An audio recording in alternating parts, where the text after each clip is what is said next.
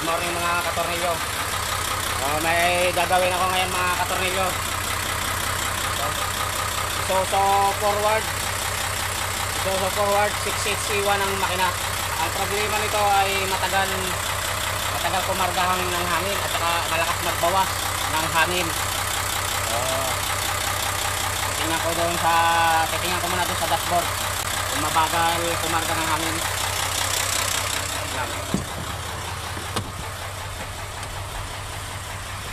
Mga katornilyo, matagal siya kumarga, tapos malakas yan magbawas.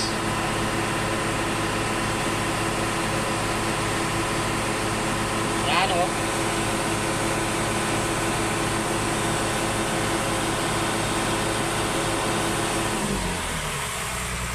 So matagal kumarga at malakas magbawas. So papatayin ko muna. Yan o. Nagbabawas. Yan. Bumababa. Isa gauge.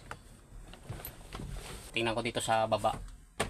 May sumisingaw banda dito sa gilid ng makina. Ito. Yan o. Yan. Dito sumisingaw mga katornilyo. Ito. Yan. Sa pinaka control valve nya to. Ito ang papalitan. So yan mga katornilyo, ito na yung gauge nya. Yan o, nakapatay na yung makina. Yan o, nagbabawas, bumababa. Yan o. Yan, bumababa sa gauge. So dito yan.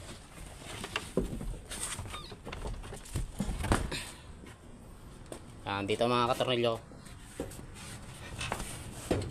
So dito mga katornilyo, may sumisingaw. Dito. Yan o. Dito sa may control valve nya dito. Ito mismo sa puwitan ito. Ito papalitan to ng isang buo to. Pabaklas eh. Yan o. Yan dito sumisingaw. Yan o. Pag pultang yung hangin doon, malakas ang singaw yan dito. Yan. Tapos ang ginawa ko dyan,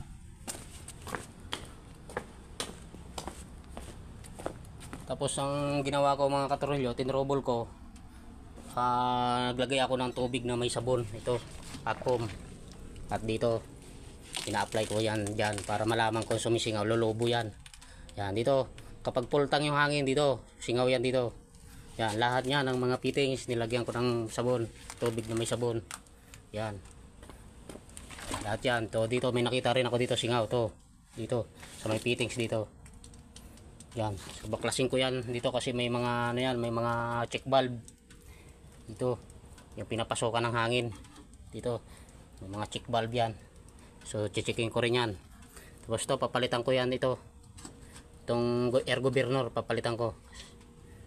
May problema na rin to. At saka itong air dryer, papalitan ko na rin itong air dryer na to kasi hindi na nag-automatic, hindi na siya nagre-release ng hangin.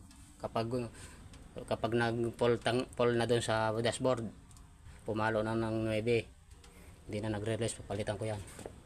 Bali 3 ang papalitan ko.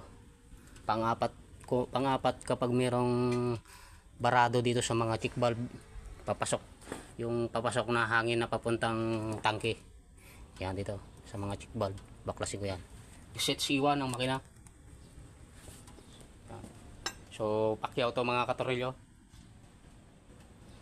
Pakyawan ng labanan dito per unit.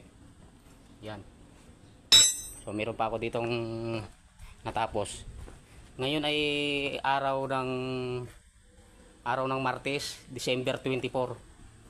So kapon December 23, ito ang tinapos ko. Ito ang tinapos ko. 10-wheeler to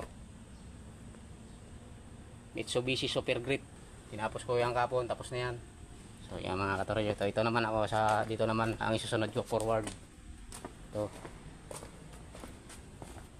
Forward siya, forward 6H1 ang makina.